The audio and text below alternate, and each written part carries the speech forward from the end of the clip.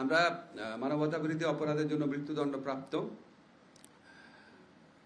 আওয়ামী লীগ নেত্রী শেখ হাসিনা এবং সাবেক স্বরাষ্ট্রমন্ত্রী আসাদুজ্জামান কামাল ওনাদের এক্সট্রাডিশনের জন্য আমরা চিঠি দিচ্ছি এবং এর পাশাপাশি ওনাদের প্রত্যর্পণ করার জন্য, যেহেতু ওনারা এখন কনভিক্টেড মৃত্যুদণ্ডপ্রাপ্ত, কাজেই আমরা মনে করি ভারতের এখন বাড়তি দায়িত্ব রয়েছে তাদের ফেরত দেওয়ার জন্য। বাংলাদেশের মানুষের বিচারের আকাঙ্ক্ষা সেটা পূরণ করার জন্য এই দায়িত্ব পালনে ভারত যেন আমাদের সাথে এক্সট্রাডিশন চুক্তি অনুযায়ী তার অব্লিগেশন পালন করে, সেই জন্য সেটা স্মরণ করিয়ে দিয়ে ভারতকে আমরা চিঠি দিচ্ছি। একই সাথে সাথে কনভিক্টেড ব্যক্তিদের দেশে ফেরানোর জন্য আন্তর্জাতিক যে অপরাধ আদালত রয়েছে রোমে, সেখানে আমরা কোন রকম অ্যাপ্রোচ করতে পারি নাকি সেটা বিচার বিবেচনা করার জন্য আমরা অচিরেই বসে সিদ্ধান্ত নিব। বিগত ফ্যাসিস্ট সরকার আমলে প্রচণ্ডভাবে আমরা দেখেছি নিম্ন আদালতে যারা বিচারক থাকতেন তাদেরকে আইন মন্ত্রণালয় কন্ট্রোল করত। আইন মন্ত্রণালয়ের ইচ্ছায় নিম্ন আদালতের বিচারকরা জামিন দিবেন কি দিবেন না, সাজা দিবেন কি দিবেন না, এই ধরনের সিদ্ধান্ত নিতেন। এমন অনেক অভিযোগ আমরা শুনতাম, এমন অনেক কিছু আমরা দেখতাম। তো এই অবস্থার অবসান ঘটবে এই অধ্যাদেশ পরিপূর্ণভাবে কার্যকর হওয়ার পর। নিম্ন আদালতের বিচারকদের উপর আইন মন্ত্রণালয় তথা সরকারের আর কোনো কন্ট্রোল থাকবে না। সম্পূর্ণভাবে এটা উচ্চ আদালত তার সচিবালয়ের মাধ্যমে বিষয়গুলো দেখাশোনা করবেন। বাট এটা এই মুহূর্তে এখনই কার্যকর হচ্ছে না, কারণ সচিবালয়টা প্রতিষ্ঠা করতে হবে, এটাকে ফাংশনিং করতে হবে। আমরা বিধান রেখেছি সচিবালয় সম্পূর্ণভাবে কার্যকরী হওয়ার পর সরকার সুপ্রিম কোর্টের সাথে পরামর্শক্রমে এই অধস্তন আদালতের বিচারকদের উপর তত্ত্বাবধান এবং অধস্তন আদালতের উপর তত্ত্বাবধান, নিয়ন্ত্রণ এবং শৃঙ্খলার বিষয়াদি উচ্চ আদালতের হাতে ন্যস্ত করা হবে। আশা করছি আমরা উচ্চ আদালতের সচিবালয় কয়েক মাসের মধ্যে সম্পূর্ণ কার্যকর হয়ে যাবে, গঠন করা হয়ে যাবে। এরপর থেকে নিম্ন আদালতের বিচারকদের নিয়ন্ত্রণ, তত্ত্বাবধান, শৃঙ্খলা এবং ছুটির বিষয়াদি সম্পূর্ণভাবে উচ্চ আদালতের সচিবালয়ের মাধ্যমে পরিচালিত হবে। সরকারের আর কোনো কন্ট্রোল থাকবে না। এটা হচ্ছে একটা আসপেক্ট। সেকেন্ড আসপেক্ট হচ্ছে উচ্চ আদালতের সচিবালয়ের মাধ্যমে নিম্ন আদালতের যে আর্থিক ব্যবস্থাপনা বা আর্থিক স্বাধীনতা সেটাও নিশ্চিত করা হয়েছে। এখানে আমরা কতগুলো বিধান করেছি। নাম্বার 1 বিধান হচ্ছে আদালতের, উচ্চ আদালতের বা নিম্ন আদালতের পুরা বিচার বিভাগের, সম্পূর্ণ বিচার বিভাগের উন্নয়ন বা সম্পূর্ণ উচ্চ আদালত বিচার বিভাগের আপনার যে কোনো ধরনের প্রকল্প গ্রহণ করার ক্ষেত্রে সচিবালয়ের নেতৃত্বে, উচ্চ আদালতের সচিবালয়ের নেতৃত্বে, সুপ্রিম কোর্টের সচিবালয়ের নেতৃত্বে একটা যাচাই বাছাই কমিটি থাকবে। যাচাই বাছাই কমিটি প্রকল্প গ্রহণ করবে। সেই প্রকল্প একটা কমিটির কাছে পাঠানো হবে পরামর্শের জন্য।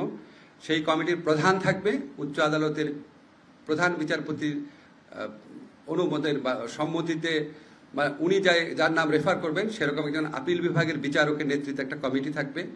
সেই কমিটি যখন সুপারিশ করবে, সুপারিশ করার পর সুপারিশকৃত প্রকল্পের প্রাক্কলিত ব্যয় যদি 50 কোটি টাকা বা তার কম হয়, সেই ক্ষেত্রে প্রধান বিচারপতি এটা অনুমোদন করবেন, আর কারো অনুমোদনের প্রয়োজন হবে না।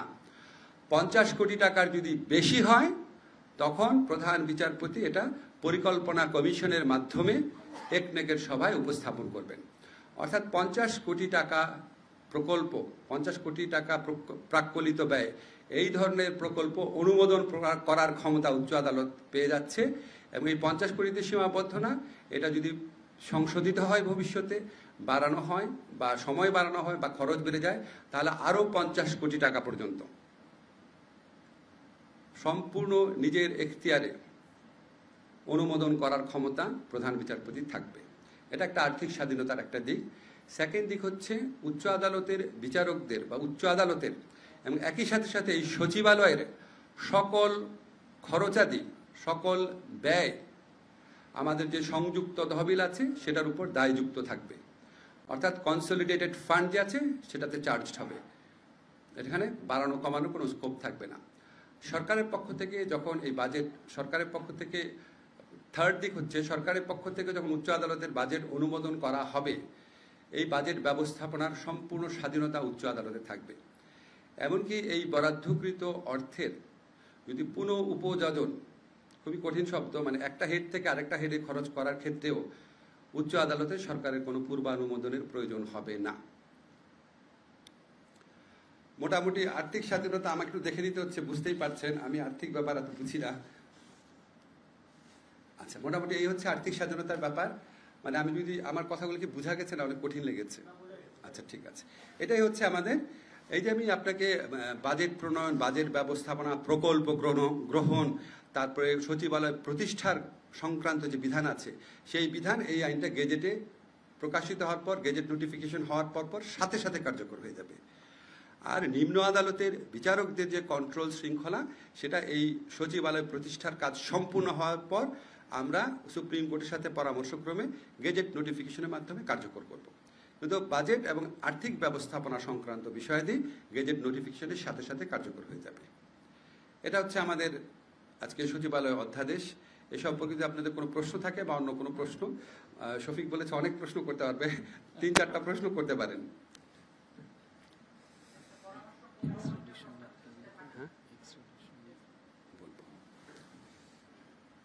পরামর্শ কমিটি, ওই যে আপনাকে বললাম 2টা কমিটি থাকবে। একটা হচ্ছে আপনার সচিবের নেতৃত্বে যখন প্রকল্প যাচাই বাছাই করা হবে, এই যাচাই বাছাই করার পর একটা কমিটির কাছে পাঠানো হবে। এই কমিটির প্রধান থাকবেন আপিলেট ডিভিশনের একজন বিচারপতি, যিনি প্রধান বিচারপতি কর্তৃক মনোনীত, এবং উনার আন্ডারে আরও আপনার হাইকোর্ট ডিভিশনের 2জন জাজ থাকবেন, জনপ্রশাসন সচিব থাকবেন, আইন মন্ত্রণালয় সচিব থাকবেন, পরিকল্পনা কমিশনের সচিব থাকবেন। এই কমিটি সুপারিশ করলে শুধুমাত্র সেই প্রকল্পটা প্রধান বিচারপতি অনুমোদন করবেন, এবং সেটাও 50 কোটি টাকার মধ্যে হলে, আর না হলে উনি এটা একনেকে উপস্থাপনের জন্য পরিকল্পনা কমিশনে পাঠিয়ে দিবেন। আরেকটা কমিটি করা হয়েছে আপনার, ওই যে উন্নয়ন তারপর পরিকল্পনা, এইসব বিষয়ে সিদ্ধান্ত নেওয়ার জন্য একটা কমিটি করা হয়েছে। সেই কমিটি আপনার নীতি নির্ধারণীমূলক বিভিন্ন সিদ্ধান্ত গ্রহণ করবেন।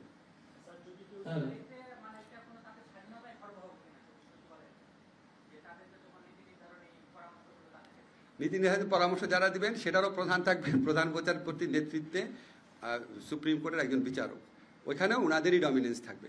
আর এই নীতি নির্ধারণীমূলক সিদ্ধান্ত যারা দিবেন, এখানেও আপনার সম্পূর্ণভাবে উচ্চ আদালতের আধিপত্য থাকবে। প্রধান বিচারপতির নেতৃত্বে, প্রধান বিচারপতির সম্মতিক্রমে অনুমোদিত একজন বিচারপতির নেতৃত্বে এটা গঠিত হবে। এবং এখানে আপনার আইন মন্ত্রণালয়ের সচিব, অ্যাটর্নি জেনারেল ওনারা থাকবেন, সুপ্রিম কোর্টের বিচারকরা থাকবেন। ওনারা নীতি নির্ধারণীমূলক, ওনারা পলিসি গাইডলাইন দিবেন, ওনাদের তো এক্সিকিউটিভ ফাংশন থাকবে না। আপনার নামটা একটু বলেন। আর সরকারের যদি কোনো প্রতিনিধি না থাকে, সরকারের মাধ্যমেই তো কাজ করবে, একজন প্রতিনিধি থাকবে, আর সব তো আপনার সুপ্রিম কোর্টের।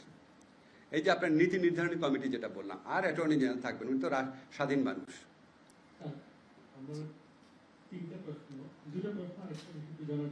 নাম বলেন। আমার নাম বাহরাম খান, আমি ডেইলি স্টাডিজ আছি। প্রথমত হচ্ছে আপনি যেটা বললেন যে সরকারের বিভিন্ন প্রতিষ্ঠানে যে প্রশাসনিক কাজে অধস্তন আদালতের বিচারকরা যাবেন, এটা তো সুপ্রিম কোর্ট সচিবালয়ের মাধ্যমে সরাসরি যেতে পারে। কিন্তু আইন বিভাগে কিন্তু নির্বাহী বিভাগের অংশ। আইন বিভাগে যখন বিচার বিভাগের অফিসাররা কাজ করবেন, তাহলে তো সেটা একটা ওভারল্যাপিং হয়ে গেল। না, ওভারল্যাপিং হলো না, কারণ আপনি যে বললেন ধরেন নির্বাচন কমিশনে বা আপনার দুর্নীতি দমন কমিশনে বা আইন কমিশনে বিচার বিভাগে যে কর্মকর্তারা কাজ করছেন, ওনারা তো বিচারিক কাজ করছেন না, ওনারা প্রশাসনিক কাজ করছেন। যেহেতু ওনারা প্রশাসনিক কাজ করছেন, সেই তো প্রশাসনিক কাজে নিয়োজিত বিচারকদের তত্ত্বাবধান, তারপরে আপনার শৃঙ্খলা, এগুলি দেখবে প্রশাসন, অর্থাৎ আইন মন্ত্রণালয়। যেখানে সচিবালয় প্রতিষ্ঠাই করা হচ্ছে, যে সচিবালয় সরাসরি সরকারের যে কোনো মন্ত্রণালয় বিভাগের সঙ্গে যোগাযোগ করতে পারে, যেমন অর্থ মন্ত্রণালয় বা এই পরিকল্পনা কমিশনে 50 কোটি টাকা বা 100 কোটি টাকার উপরে প্রজেক্ট তারা সরাসরি পাঠাবে, ড্রাফটে আপনার উল্লেখ করেছে। তো সেইখানে এই পদায়নগুলোর জন্য আইন বিভাগের পদগুলো, যেগুলো নির্বাহী বিভাগের পদ, সেটা বিচার বিভাগের অফিসারদের জন্য কেন রাখতে হবে? সেটা তো আমাদের এখানে সবসময় এই কাজগুলো প্রশাসনিক ধরনের হলেও এখানে বিচারিক অভিজ্ঞতার প্রয়োজন পড়ে। যেমন ধরেন আপনি নির্বাচন কমিশনে যে আইন কর্মকর্তা কাজ করেন, উনি তো আইন বিষয়ক পরামর্শ দেন। তো সেখানে আপনি যদি একটা মানে ডাক্তারকে নিয়ে আসেন, ইঞ্জিনিয়ারকে নিয়ে আসেন, তো হবে না। এ তো সরকারের প্রশাসনিক সুবিধার কথা বিবেচনা করে অনেক আগে থেকে আছে। আপনাদের অন্য প্রশ্ন থাকলে করেন। আরেকটা বিষয় হচ্ছে যে আপনার উপযোজন এবং পুনঃ উপযোজন একটা আছে সংবিধানের 158 অনুযায়ী মহা হিসাব নিরীক্ষক এর অধিকার ক্ষুণ্ণ করা যাবে না। এইটার মাধ্যমে আলটিমেটলি অধিকার ক্ষুণ্ণ করা হচ্ছে কিনা? কেন করা হবে? এখানে লিখে দিচ্ছে, সেকেন্ড ব্যালেন্সের ব্যবস্থা ছিল। আরে ভাই ওখানে লিখে দিচ্ছে মহা হিসাব নিরীক্ষকের ক্ষুণ্ণ করা হবে না। তাহলে ক্ষুণ্ণ করা হলো কিভাবে? ক্ষুণ্ণ করা হবে না বলিয়ে ব্যাখ্যা করা যাবে না। হ্যাঁ, ক্ষুণ্ণ করা হবে না। শোনেন এই উপধারাটা ইলেকশন কমিশনের আইনে আছে, ক্ষুণ্ণ করা হবে না, এটাই বলা হয়েছে। অডিটর অ্যান্ড কন্ট্রোলার জেনারেলের সম্পূর্ণ কর্তৃত্ব থাকবে, এটা নিয়ে আপনি কোনো সন্দেহ রেখেন না। এটা ইলেকশন কমিশনের আইন আছে, যে এক্স্যাক্টলি ওখানে বিধান আছে, দেখেন। আর না প্লিজ, আপনি এটা একদম ডিসকাশনে না না না আর কেউ কোনো প্রশ্ন থাকলে করেন। কর্মচারী শব্দ আছে স্যার, এখানে কর্মকর্তা শব্দ কেন উল্লেখ করা হয়েছে? কর্মকর্তা কোনো শব্দ সংবিধানে নেই, কিন্তু আইনগুলোতে কেন আপনি যেহেতু আইন উপদেষ্টা চাইতেছেন, সংবিধানে যদি কোনো কিছু উল্লেখ না থাকে সেই শব্দটা যদি আমি ইউজ করি, যেমন তথ্য প্রযুক্তি, এটা আইন করলেন, সংবিধানে তথ্য প্রযুক্তি শব্দটা আছে? কর্মচারী শব্দটা না না, এটা সমস্যা না, আপনি একদম ডায়লগে যেন না, আমি এত ডায়লগ করা, এত সাংবাদিক সম্মেলন। স্যার আমি তানিম আজকের পত্রিকা স্যার এদিকে জি বলেন। জি জি জি স্যার, আইনটি কার্যকর হতে কতদিন সময় লাগতে পারে? আপনি তো কার্যকর কতদিন লাগতে? আমাদের এই আইনটা হওয়ার পর এটা তো আপনার এখনো এটা অনেকগুলো ধাপ আছে, ঠিক আছে? এটা সামারিটা যাবে, সামারিটা আমি সাইন করব, তারপর আমাদের মাননীয় প্রধান উপদেষ্টা সাইন করবেন, তারপর রাষ্ট্রপতি সাইন করবেন, তারপর আইন মন্ত্রণালয়ে আসবে, আসার পরে আমরা গেজেট নোটিফিকেশন করব, 7 দিনের মতো লাগতে পারে। সচিবালয় প্রতিষ্ঠাটা আমি বলতে পারবো না, আমরা সচিবালয় প্রতিষ্ঠানটাকে মানে এই আইনে অনুমোদিত করা হয়েছে। এখন মাননীয় প্রধান বিচারপতি উনি ওনার মতো করে সচিবালয় এস্টাবলিশ করবেন। রেজিস্ট্রার জেনারেল অফিস তো আছে, এটা তো সব কন্টিনিউ করবে, কিন্তু সচিবালয় উনি কতদিনে প্রতিষ্ঠা করবেন, কাকে কাকে নেবেন, কিভাবে অর্গানোগ্রাম সাজাবেন, এটা আমি বলতে পারবো না। তবে আমার ধারণা এটা হয়তো 1-2 মাসের ব্যাপার। এই প্লিজ, আপনি অনেক কোশ্চেন করছেন, নো প্লিজ। হ্যাঁ বলেন বলেন বলেন।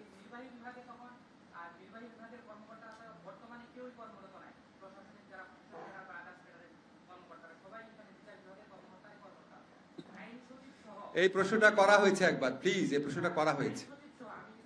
জি